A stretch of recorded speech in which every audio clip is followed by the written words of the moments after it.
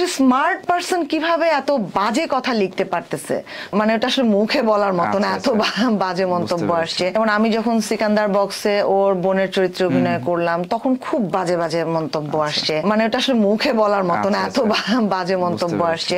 আমার মনে আছে যে আমি তখন ছিলাম মাসুদ সেজান ভাইয়ের সেটে, তো সামহাও আমি একটা এরকম একটা নিউজ হয়েছিল যে মোশাররফ করিমের সাথে অভিনয় করছে সিকান্দার বক্স সিরিজে বোন চরিত্রে। সেই নিউজটার নিচে যখন কমেন্ট গুলো আমি পড়তেছিলাম আর আমি মেকআপ রুমে বসে কাঁদতেছিলাম, তো তখন ওখানকার যে চিফ অ্যাসিস্ট্যান্ট ডিরেক্টর সে এসে আমাকে বললো যে ভাবি প্লিজ আপনি একটু মোবাইলটা রাখবেন, আজকে সারাদিনের জন্য আপনার মোবাইলটা আমি সিজ করলাম, আপনি আর মোবাইল হাতে নিবেন না, আপনি যদি এরপরে আমি দেখছি যে আবার মোবাইল আপনি দেখতেছেন এবং মন খারাপ করছেন আমি কিন্তু ডিরেক্টরের কাছে বলে দিব। পরে আমি বললাম যে ভাই এইরকম মানে এগুলাও কি মানুষ বলতেছে, এবং আমি তো মনে করি যে সোশ্যাল মিডিয়া যে ব্যবহার করে সে তো যথেষ্ট স্মার্ট, তার হাতে একটা স্মার্টফোন, তো একটা স্মার্ট পারসন কিভাবে এত বাজে কথা লিখতে পারতেছে। ওই দিনটা আমার খুবই খারাপ গেছে, চোখ টোক ফুলায় টুলায় আমি অ্যাক্টিং করছি, তারপর ডিরেক্টরও অনেকক্ষণ আমাকে বুঝাইছে, বকা দিছে যে এটা দরকারই নাই, আপনি ফোন একদম জাস্ট এক সাইড করে রেখে দেন, আপনি কাজে মনোযোগী হন। এখন কিছুটা কমে গেছে, কিন্তু তারপরেও ওই যে থাকেই।